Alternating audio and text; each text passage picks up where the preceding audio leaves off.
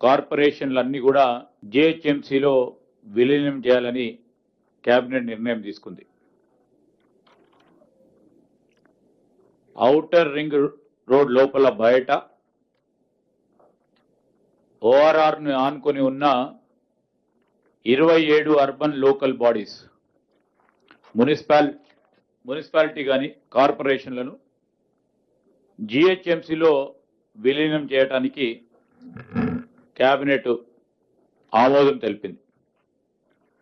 అందుకు అవసరమైన GHMC act, Telangana municipal యాక్ట్లను సవరణ చేయడానికి మంత్రివర్గం ఆమోదం తెలపడం జరిగింది.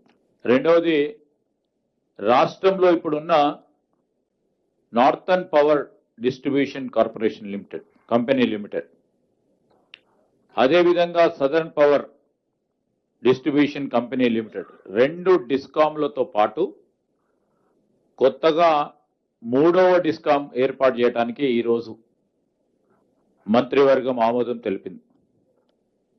రాష్ట్రంలో ఉన్న వ్యవసాయ కనెక్షన్లు, lift irrigation schemes, mission Bhagiratha, సురక్షిత మంచినీటి పథకాలు, Hyderabad metro water supply, sewerage board power కనెక్షన్లన్నీ కొత్త డిస్కామ్ పరిధిలోకి వస్తాయి.